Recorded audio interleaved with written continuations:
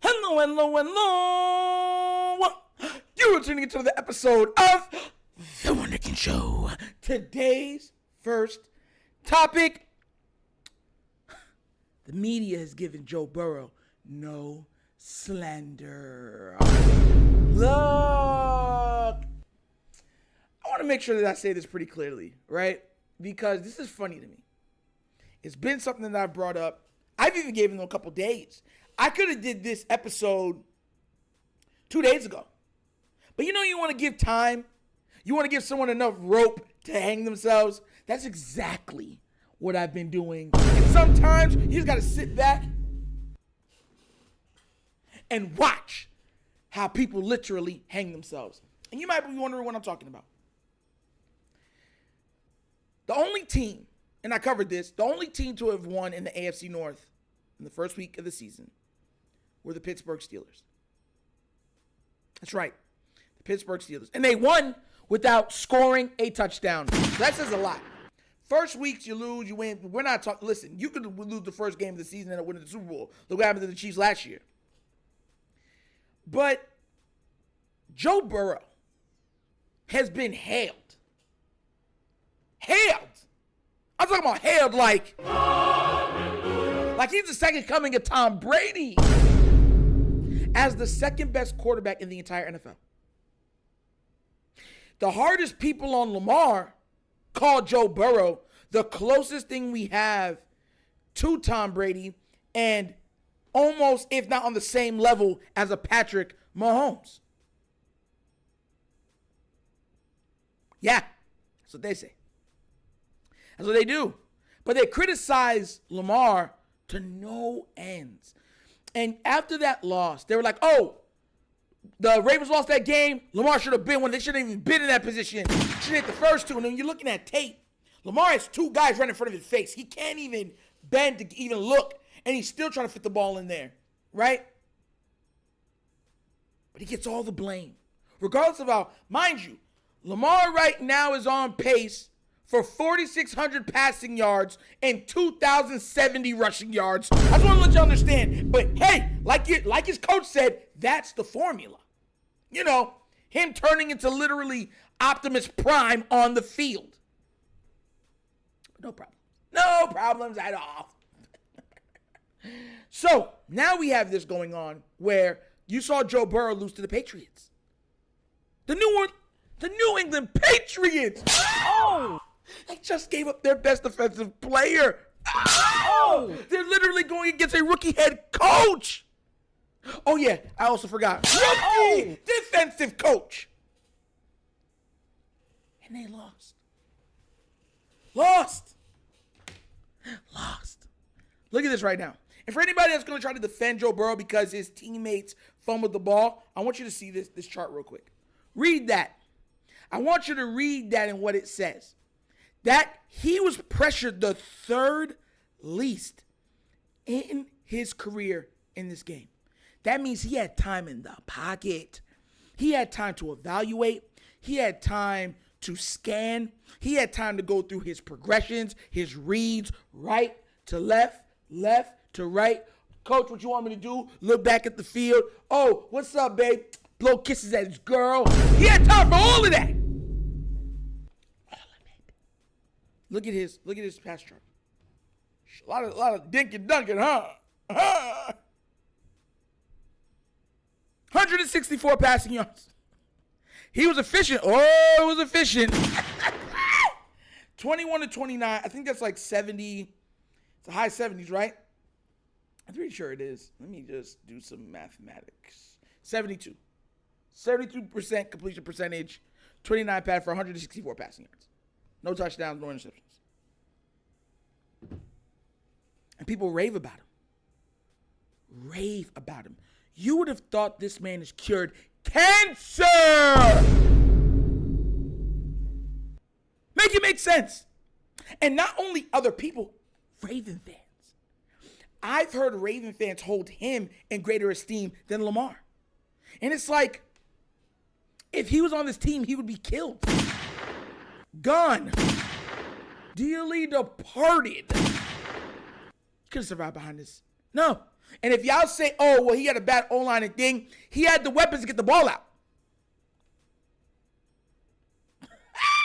Y'all not getting that? But with the lack of weapons, now with likely emerging as the number one weapon, hopefully they keep on that trajectory and realize, because I've been trying to tell y'all, you know what I'm saying? Him and Keaton Mitchell are dogs. And imagine,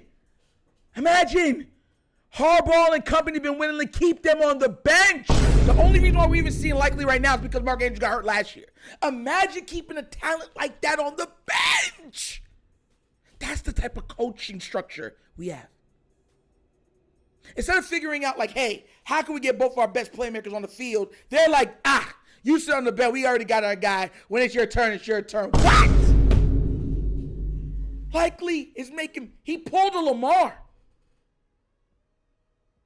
That's what Lamar has to go against. That's what Lamar has to go against. Look at this. Oh, make it make sense. After that game, every single sportscaster has something to denigrate Lamar. Every single one of them. After we lost, should have never came to that. Lamar should have ran for more. Lamar should have passed for more. Lamar should have seen the pocket. And you see what he's dealing with. The coaching staff didn't even have a way to mitigate the noise complaints, because that's what Harbaugh said is the reason why Justice Hill was on the field for the last 3 plays of the game when they took a timeout. That's why I know Harbaugh's full of crap. Because remember, the Chiefs took a timeout because Andy Reid didn't like how it looked. Remember, we were at the 20, and he kept Justice Hill in. And I'm like, what is he doing? What are you doing? What are you doing?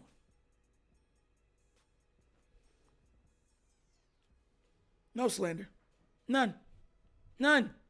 It's really crazy how people pick and choose how things are viewed.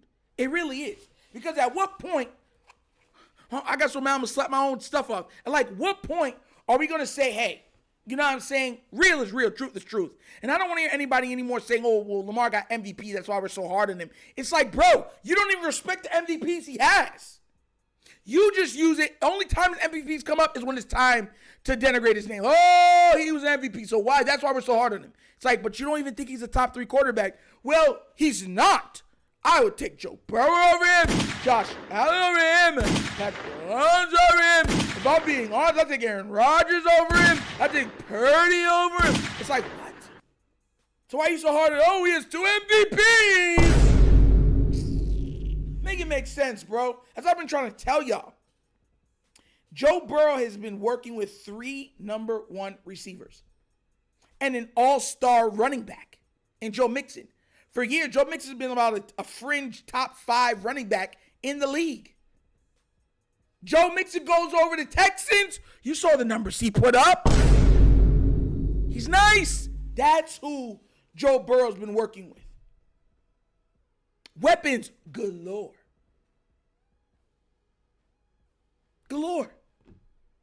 He has a whole range of people to have depended upon.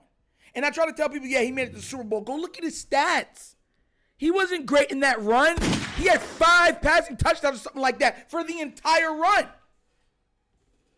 Like 5. He wasn't great. He wasn't even spectacular. He was barely even good.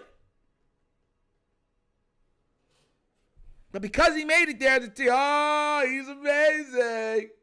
At least he made it. That's better than winning MVP. It's like, so Lamar don't have to contribute as long as he goes to the Super Bowl and wins. He gets it. Y'all going to be like, he didn't do anything. God, I swear, y'all is hilarious to me.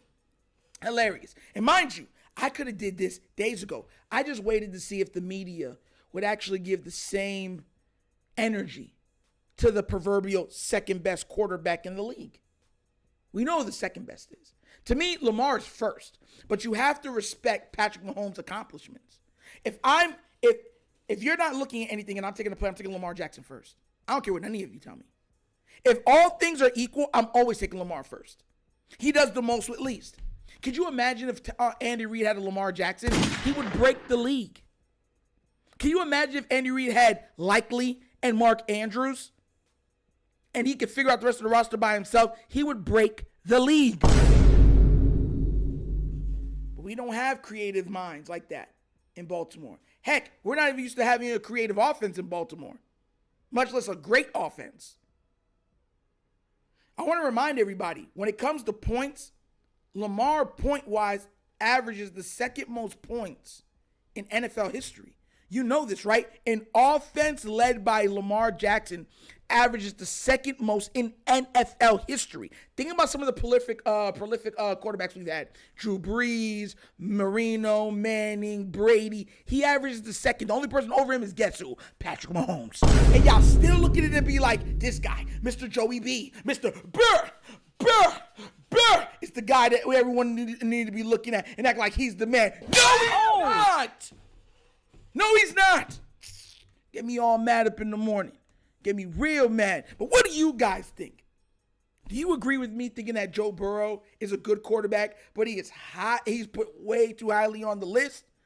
And do you think that they're too hard on Lamar and don't give his other counterparts the same hate or what's it called, pressure when it comes to winning?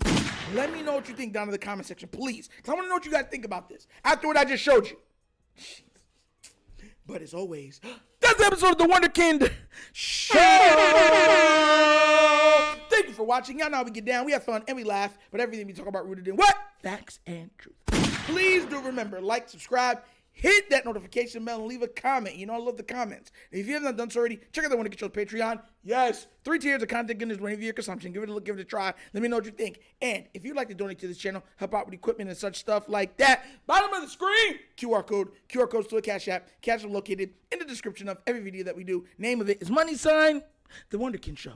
Super easy. Well, once again, it's The Wunderkind Show. This is your host, Nitro, signing off. And as always, you know my slogan.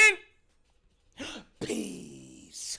And I am out of here. Huh? Yeah! Finish him, Daddy.